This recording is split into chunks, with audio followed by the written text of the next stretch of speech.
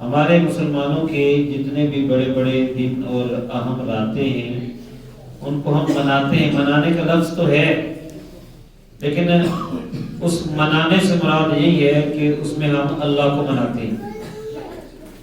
آپ کو بات سمجھ آئیے؟ دن منانے کا مطلب یہ ہے کہ رب کو منانا ہے.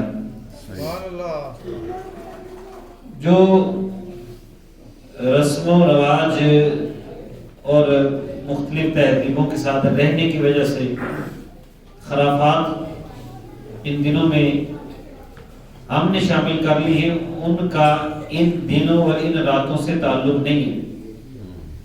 آپ دیکھ لیں عید چھوٹی ہو یا بڑی ہو اس میں ایک نماز زیادہ ہم پڑھتے ہیں اور مل کر مسجد میں آتے ہیں. اللہ اکبر لا الہ الا اللہ، اللہ اکبر وللہ الحمد کی صدائیں مزید بڑھتے ہیں، مزید پڑھتے ہیں. اور پھر وہ بھی مغفرت ان کے ساتھ بھی اللہ تعالیٰ نے یہ سیلیبریشن کس کی ہے؟ سیلیبریشن کس کی ہے؟ ہم یہ جو دن منا رہے ہیں سیلیبریشن کا مطلب منانا ہوتا ہے نا، تو جو دن ہم منا رہے ہیں سیلیبریشن کائے کی ہے.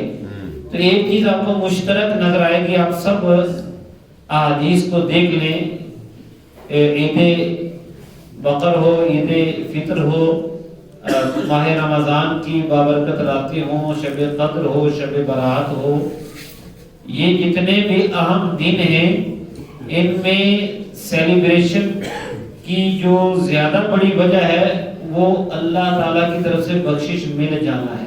سبحان اللہ. تو سیلیبریشن کا حقدار بھی وہی ہے کہ جو بخشش لے کر اٹھتا ہے. یہ ہے منانا. تو بنیادی نقطہ ساری احادیث آپ جمع کر لیں، رمضان کی، شب قدر کی اور عید الفطر کی، عید بقر کی، دیگر اسلامی دنوں کی، تو اس میں مقصد یہی ہے کہ اللہ تعالی ہمیں بخش دے. اور میرے محبوب کریم علیہ السلام کا میلاد ہو یا معراج ہو، عاشق ہو جاگ رہے ہو، میلاد ہو یا معراج ہو، اس دنیا کے اندر میرے محبوب کا جلوہ فرمانا ہو یا عرش پہ جانا ہو، وہاں پر بھی ایک نقطہ امت کی بخشش کا بھی ہے. رب حبلی امتی کہتے ہوئے پیدا ہوئے، حق نے فرمایا کہ بخشا، بخش دیا. الصلاۃ والسلام، ان پر درود و سلام. اور معراج میں بھی جب جاتے ہیں رب کی بارگاہ میں تو وہاں پر بھی امت کے لیے تحفے لاتے ہیں. امت کی بخشش کا سامان ہوتا ہے کہ یہ امت جو ہے وہ ایک نیکی کرے گی تو کم از کم 10 تو ملیں گی اسے، اور اس سے 700 ٹائمز مزید، 700 گنا مزید اور اس سے بھی زیادہ. اور اگر ایک گناہ کرے گی، گناہ کا ارادہ کرے گی، لکھا نہیں جائے گا، اور ارادہ کر کے چھوڑ دے گی تو نیکی ملے گی، اور اگر گناہ کرے گی تو صرف ایک گناہ. یہ سب معراج کی رات بخششیں امت کے لیے. تو ہمارے جتنے بھی بڑے تہوار ہیں، منانے کے دن ہیں، وہ چاہے میلاد النبی ہو یا معراج النبی ہو یا عید الفطر ہو یا عید بقر ہو یا شب برات ہو یا شب قدر ہو، ہر ایک میں بنیادی نقطہ رب کو منانا ہے، اس سے بخشش پانا ہے اور اس کا پھر جشن منانا. تو جشن کا ہی طریقہ ہے الحمدللہ، ماشاءاللہ، سبحان اللہ، رب کی بارگاہ میں شکر کے سجدے ہوں اور اپنے گناہوں کا اعتراف ہو، ندامت ہو. تو بھائی یہ توبہ کی راتیں ہیں. کہیں بھی احادیث میں ایسا کوئی نہیں ملتا کہ اس رات اگر چھوٹا پٹاخہ چلائیں گے تو اتنی نیکیاں ملیں گی، تھوڑا سا بڑا چلائیں گے تو ساتھ اتنے درجے بھی بلند ہوں گے، کچھ اور بڑا چلائیں گے تو پھر جو ہے وہ اتنے گناہ بھی معاف ہوں گے. کوئی حدیث ایسی ہمیں نہیں ملتی. ہاں ممانعت ملتی ہے، ان المبذرین کانوا اخوان الشیاطین، بیجا اڑانے والے اپنے مال کو وہ شیطان کے بھائی.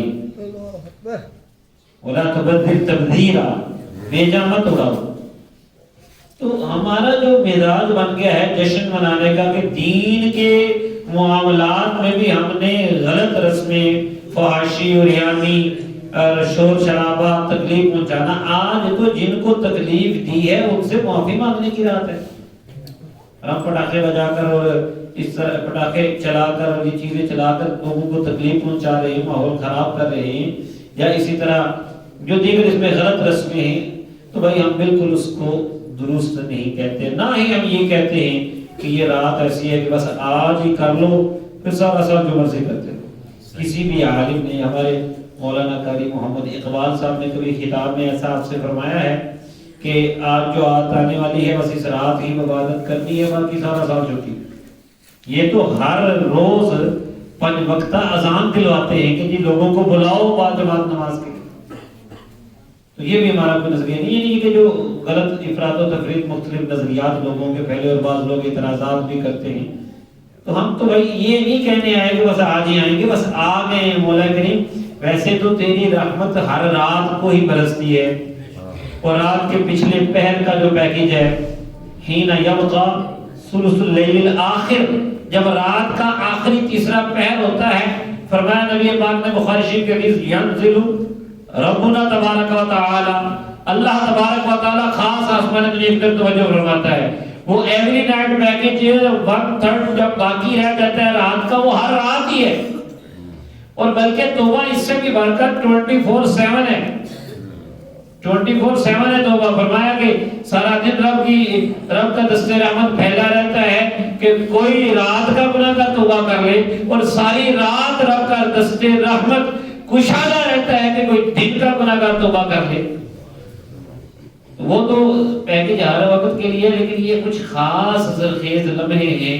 تو ہم آس لگا کے آگے ہیں قرآن کریم کی اس آیت پر، جہاں قرآن حکیم نے سورہ دخان میں لیلہ مبارکہ کہا، اِنَّا أَنزَلْنَاهُ فِي لَيْلَةٍ مُبَارَكَةٍ، کہ یہ برکت والی رات ہے. اگرچہ اکثر مفسرین کے نزدیک اس سے لیلۃ القدر مراد ہے، لیکن بعض نے اس کو شب برات بھی کہا ہے.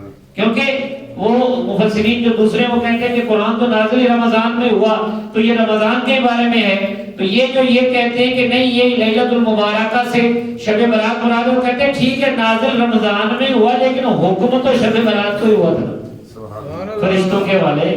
کیونکہ اس رات فیصلے ہوتے ہیں. تفسیر در منصور میں ہے، حضرت علامہ جلال السیوطی رحمۃ اللہ تعالی نے حدیث نقل کی ہے، نبی کریم صلی اللہ علیہ وسلم کی ارشاد مبارک کا مفہوم ہے کہ 4 راتوں میں غروب شمس سے لے کر طلوع فجر تک رحمت کے دروازے کھلے رہتے ہیں. ایک چھوٹی عید کی رات ہے، ایک بڑی عید کی رات ہے. چوتھے نمبر پہ 9ویں کی رات بتائی یوم عرفہ کی، اور تیسرے نمبر پہ شب برات کا بتایا کہ ساتھ یہ وضاحت کی کہ اس رات جس نے فوت ہونا ہے اس کا بھی لکھ دیا جاتا ہے، لوگوں کو جتنا رزق لکھنا ہے اس کا بھی لکھ دیا جاتا ہے، اور اس کے بھی فیصلے ہو جاتے ہیں، اور جس نے اس سال حج کرنا ہے اس کا بھی لکھ دیا جاتا ہے. سبحان اللہ. تو یہ مستقبل کے فیصلے ہوتے ہیں. تو علماء فرماتے ہیں کہ جس سال قرآن کا نزول لیلۃ القدر میں ہونا تھا، اس کا فیصلہ فرشتوں کے حوالے شب برات کو ہوا، تو اس لیے حکمی طور پر یہ جشن نزول قرآن کی بھی رات آ گئی. تو ہم ان اقوال پہ بھروسہ کر کے آئے ہیں. اسی طرح ارشادات رسول کریم علیہ الصلوۃ والتسلیم بہت سے ہیں، یہاں تک کہ ناصر الدین البانی جیسا محقق جو بہت زیادہ سخت گیر قسم کا محقق ہے، نقاد ہے، سلسلۃ الاحادیث الصحیحہ اس کی جو کتاب ہے سلسلۃ الاحادیث الصحیحہ، اس کے صفحہ نمبر 138 جلد 3 میں اس نے یہ لکھا کہ شب برات کے حوالے سے اتنی حدیثیں جمع ہیں کہ جن کو ملائیں تو ایک دوسرے کو تقویت دیتی ہیں. اب اگر کوئی یہ کہتا ہے کہ شب برات کے حوالے سے جو حدیثیں ہیں وہ صحیح نہیں ہے، وہ کم علم ہے. یہ اس نے بھی لکھ دیا، البانی نے بھی، اور بھی محققین نے، مخالفین نے بھی یہ باتیں لکھی ہیں. تو اس میں بہت سی احادیث ہیں. ہم ان احادیث پہ بھروسہ کر کے آئے. ہم ترمذی شریف کی حدیث نمبر 739 پہ بھروسہ کر کے آئے. محدثین نے تو چیپٹروں کے نام بھی رکھے، لیلۃ النصف من شعبان، شعبان کی درمیانی رات کی فضیلت کے حوالے سے. تو وہ کہتے ہیں حضرت سیدہ عائشہ الصدیقہ رضی اللہ تعالی عنہ راویہ ہیں ان اللہ عز وجل بے شک اللہ تبارک و تعالی ینزل الی السماء الدنیا آسمان دنیا کی طرف خاص توجہ رحمت فرماتا ہے کب لیلۃ النصف من شعبان شعبان کی درمیانی رات ان اللہ عز وجل ینزل لیلۃ النصف من شعبان الی السماء الدنیا آسمان دنیا کی طرف رحمت فرماتا ہے فیغفر لی اکثر من عدد شعری غنمی کلب اور بنو کلب کی بکریوں کے بالوں کی تعداد سے بھی زیادہ گناہوں کی بخشش فرما دیتا ہے سبحان اللہ. ہم تو ان احادیث پہ بھروسہ کر کے آئے. پھر ترمذی ابن ماجہ شریف کی روایت ہے نبی رحمت صلی اللہ علیہ وسلم کا ارشاد ہے نمبر 1388 یاد کر لیں ابن ماجہ شریف میں مولا علی شیر خدا کرم اللہ وجہہ الکریم روایت کرتے ہیں کہ اللہ تبارک و تعالیٰ کے محبوب علیہ السلام نے فرمایا اذا كانت لیلۃ النصف من شعبان فقوموا لیلہا وصوموا نہارہا جب شعبان کی 15ویں رات آئے رات کو قیام کرو دن کو روزہ رکھو فإن اللہ تعالی ينزل فیہا لغروب الشمس الى سماء الدنیا کیونکہ اللہ تبارک و تعالی اپنی شان کے لائق اس رات کے اندر غروب شمس سے ہی آسمان دنیا کی طرف توجہ فرماتا ہے فیقول اور اللہ کی طرف سے صدائے رحمت ہوتی ہے الا من مستغفر لی فاغفر لہ ہے کوئی مجھ سے بخشش مانگنے والا کہ میں اسے بخش دوں الا مسترزق ہے کوئی رزق مانگنے والا فارزقہ الا مبتلا ہے کوئی مصیبت میں مبتلا فاعافیہ کہ میں اس کو عافیت عطا فرماؤں الا کذا حتی یطلع الفجر ہے کوئی ایسا یہاں تک کہ یہ صدائیں ہوتی رہتی ہیں اور فجر طلوع ہو جاتی ہے. تو یہ فل نائٹ پیکج وہ میں نے بتایا نا ایک کہ جو رات کے آخری 1/3 کا پیکج وہ روزانہ کا ہے یہ جو خصوصی راتیں یہ فل نائٹ پیکج ہے رحمت کا صرف سمجھانے کے لیے پیکج کا لفظ ساتھ بول رہا ہوں. تو غروب شمس سے ہی یہ صدائیں ہوتی رہی ہمیں چاہیے تھا مغرب کی نماز با جماعت پڑھتے عشاء کی نماز با جماعت پڑھتے اور پھر فجر کی نماز بھی با جماعت پڑھتے رات کو ساری رات اللہ اللہ کرتے. اب تو یہ رواج کم ہو گیا زیادہ صلاۃ و تسبیح کا بس انتظار کرتے ہیں اور آپس میں خوش گپیوں میں رہتے ہیں. ارے بھائی نہیں یہ خوش گپیاں کرنے کی رات نہیں ہے باتیں کسی اور وقت بھی ہو سکتی ہیں ایک غفلت کی رات نہیں ہے مذاق چھیڑ چھاڑ ایک دوسرے سے کرنے کی رات نہیں ہے. اللہ کے گھر میں آئے ہو آجزی کرو آج سر جھکانے کی رات ہے آج رب کو منانے کی رات ہے. اور جب بندہ گناہ کے ساتھ آئے تو اس کو تو شرمندہ ہونا چاہیے مجرم بن کر آیا ہے مجرم جب ہوتا ہے تو اس کا سر جھکا ہوتا ہے اس میں شرمندگی ہوتی ہے. کوئی بندہ سیدنا علی مرتضیٰ شیر خدا کرم اللہ وجہہ الکریم کے سامنے تیزی سے توبہ اور استغفار کہتا جا رہا تھا آپ نے فرمایا یہ تو توبۃ الکاذبین ہے یہ تو جھوٹوں کی توبہ ہے. فرمایا کہ اگر توبہ کرنی ہے دل سے گناہ پر نادم ہو پھر اگر اللہ کا حق مارا اللہ کا حق جو ہے وہ چھوڑا ہے تو قضا کرو اگر کسی بندے کا حق مارا ہے تو اس کا حق ادا کرو اگر کسی کو تکلیف دی ہے تو اس سے معافی مانگو اور پھر جس طرح گناہ کی مزے لے لے کر تم نے چسکے لیے تھے اب اسی طرح اللہ کی اطاعت کر کے بھی نفس کو مزے دلاؤ اور جس طرح کے گناہ کرتے رہے ہو اب نیکی کی مشقت اٹھا کر بھی نیکی کرو پھر توبہ ہوگی. یہ ہے توبہ. تو توبہ کرنی ہے نا انشاءاللہ. ایک حدیث شریف سن لیں توبہ کی برکات سن لیں اور نہ کرنے کا جو ہے وہ وبال سن لیں. بخاری شریف کے حدیث ہے 4244 نمبر حضرت ابو ہریرہ رضی اللہ تعالیٰ عنہ راوی ہیں نبی کریم صلی اللہ علیہ وسلم کا ارشاد ہے ان المؤمن اذا اذنب مومن جب گناہ کرتا ہے كانت نقطة سوداء في قلبه تو اس کے دل پہ ایک سیاہ نقطہ لگا دیا جاتا ہے بلیک پوائنٹ لگا دیا جاتا ہے ایک لگ جاتا ہے فرمایا فَإِن تَابَ، پس اگر وہ لوٹ آتا ہے، توبہ کرتا ہے، وَنَزَعَ، چھوڑ دیتا ہے، وَاسْتَغْفَرَ، اور اللہ سے استغفار کرتا ہے، بخشش مانگتا ہے، سُقِلَ قَلْبُهُ، اس کا دل صاف کر دیا جاتا ہے، زنگ دور کر دیا جاتا ہے، سیاہی مٹا دی جاتی ہے، اس کو جو ہے وہ ریموو کر دیا جاتا ہے. اور فرمایا فَإِن زَادَ، اگر گناہ سے باز نہیں آتا پھر اور کرتا ہے تو وہ پھر اور بڑھتا رہتا ہے، دل سیاہ ہوتا رہتا ہے. دل اللہ کی معرفت کو دیکھنے کا آئینہ کب بنے گا؟ جب یہ گناہوں کی سیاہی سے پاک ہوگا. اور گناہوں کی سیاہی سے کب پاک ہوگا؟ جب توبہ کرے، استغفار کرے گا. تو اسی کے حوالے سے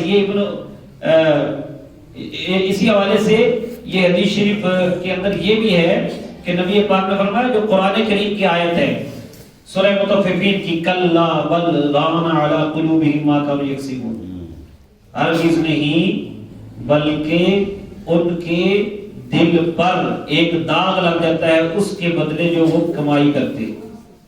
یہ قرآن کریم میں بھی کلا بل ران علی قلوبہم ما کانوا یکسبون. ران، یہ جو دل پر داغ ہے، اس کا قرآن میں بھی ذکر ہے.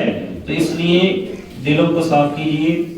آئیے رب کی بارگاہ میں توبہ کے لیے تیار ہو جائیے. اور ایک آیت کریمہ میں صرف اس کا ترجمہ کر کے بات مکمل کروں گا. اللہ تبارک و تعالی نے قرآن حکیم میں محسنین کی نشانیاں بتائیں. ان میں سے ایک نشانی یہ ہے، توجہ ہے، بھلائی کرنے والے. محسنین کون ہوتے ہیں؟ جن کو اللہ پیار کرتا ہے. اللہ یحب المحسنین، اللہ تعالیٰ جنہیں پیار کرتا ہے وہ محسنین. فرمایا والذین اذا فعلوا فاحشۃ او ظلموا انفسهم، جب کوئی وہ بڑا سا گناہ کر لیں یا اپنے جانوں پر ظلم کر لیں تو کیا کرتے ہیں؟ والذین اذا فعلوا فاحشۃ او ظلموا انفسهم، جب یہ ہو جائے تو یہ نہیں کہتے وہ کوئی گل نہیں کی دیکھی جائے گی، ایسا نہیں کہتے. ذکر اللہ کا ذکر کرتے ہیں. اب یہاں ذکر زبان سے بھی ہو سکتا ہے کر سکتے، لیکن دیکھیں نا کہ گناہ کر کے فوراً کوئی الحمدللہ کہنا، ماشاءاللہ، یہ کوئی تھوڑا سا عجیب لگتا ہے نا.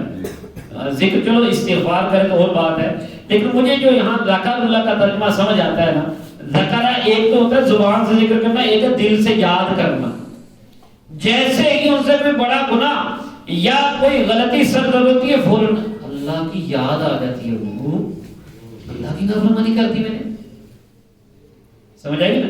جیسے بعض اوقات انسان شوخی میں کرنے لگا ہو، چھوٹا بچہ ہو، وہ کھیل رہا ہو تو اچانک جو ہے وہ کھیل کود میں وہ برتن ادھر ادھر پھینک رہا ہے تو وہ پیالی ٹوٹ کے کرچی ہو گئی، فوراً کیا امی کیا گئی، فوراً امی کی یاد آ جائے گی، وہ امی کی پیالی توڑ دی. اب کیا ہوگا؟ پھر وہ معافی کے سارے سلسلے. تو یہ انسان ہے، صرف سمجھانے کی مثال ہے کہ انسان سے جب بھی غلطی ہو فوراً احساس ہو. فرمایا نبی پاک نے کہ بہترین، ہر انسان خطا کار ہے اور بہترین خطا کار وہ ہے جو جلدی توبہ کرتا ہے، جو توبہ زیادہ کرتے ہیں. تو فوراً اللہ کی یاد آ جاتی ہے. اللہ کی جب یاد آتی ہے تو کیا کرتے ہیں؟ ذکر اللہ فاستغفروا لذنوبہم، تو اپنے گناہوں کی بخشش مانگتے ہیں اللہ تعالیٰ سے. اور ساتھ اللہ تعالیٰ نے اشارہ بھی دے دیا، مَن یغفر الذنوب الا اللہ، اور کون بخشے گا اللہ کے سوا؟ سبحان اللہ. یاد ان کو اللہ کی آتی ہے نا تو اللہ سے بخشش مانگتے ہیں، تو پھر اللہ تعالیٰ فرماتا ہے بخشنا بھی میں ہی ہے، اور کون ہے جو اللہ کے سوا بخشے گا؟ اور اگلی شرط وَلَمْ يُصِرُّوا عَلَى مَا فَعَلُوا، جو کچھ انہوں نے کیا اس پر اڑ نہیں جاتے، اصرار نہیں کرتے، یعنی اسے بار بار نہیں کرتے. وَهُمْ يَعْلَمُونَ، جان بوجھ کر. یہ نہیں کہ اب ایک بار ہو گئے پھر سے نہیں. جب ایسی حالت ہو جائے، یا ایھا الذین آمنوا توبوا الی اللہ توبۃ نصوحا، اے ایمان والو اللہ سے ایسی توبہ کرو جو توبہ نصوحا ہو. اس کے بارے میں علماء نے ترجمہ کیا ایسی توبہ کرو جس میں گناہ کی طرف پھر لوٹنا نہ ہو. اب انعام سن لیں اور بات ختم. اولئک جزاؤہم مغفرۃ من ربہم، یہی وہ لوگ ہیں کہ ان کا بدلہ رب کی طرف سے بخشش ہے. وجنات تجری من تحت الانہار، اور ایسے باغات ہیں جن میں نہریں جاری ہیں. خالدین فیہا، اور وہ اس میں ہمیشہ رہیں گے. ونعم اجر العاملین، اور عمل کرنے والوں کا اجر کتنا ہی اچھا ہے. خود اللہ تعالیٰ عطا فرماتے ہیں کیا خوب اجر ملا ہے. ساتھ شاباش بھی دے رہے ہیں واہ واہ واہ کیا خوب اجر پایا ہے. تو اللہ تعالیٰ سے دعا ہے اللہ تعالیٰ ہمیں ایسی توبہ کرنے کی توفیق عطا فرمائے. ایک شعر فارسی کا کسی نے کہا تھا صبح بر کف توبہ بر لب دل پر از ذوق گناہ. یہ جو ہماری حالت ہے اس پر کہ صبح بر کف ہاتھ میں تسبیح توبہ بر لب زبان پہ توبہ توبہ دل پر از ذوق گناہ اور دل گناہ کے ذوق میں لگا ہوا ہے گناہ کے شوق میں لگا ہوا ہے. دلوں توبہ ہو ہی نہیں. فرمایا معصیت را خندہ می آیت سے استغفار ماں. گناہ بھی ہنستا ہے یار ایک ہی توبہ کرنے ہیں. گناہ بھی ہماری ایسی استغفار میں ہنستا ہے. یہ کیا تو توبہ کر رہا ہے ادھر سے ہاتھ اٹھا کے اور ادھر تسبیح پھیر کے استغفر اللہ کرتا جا رہا ہے. دل میں کہہ رہا ہے یار وہ فلاں کا نہیں وہ نہیں چھڑ سکتا وہ پھر کاروبار کا مسئلہ ہے وہ نہیں چھڑ سکتا یہ تو سیاست ہے نا جی وہ نہیں چھڑ سکتا. مطلب پھر تم یہ استثناء کیا کرتے ہو. اللہ تعالیٰ سے دعا ہے اللہ تعالیٰ ہمیں سچی توبہ نصیب فرمائے. وما علیہ البلاغ.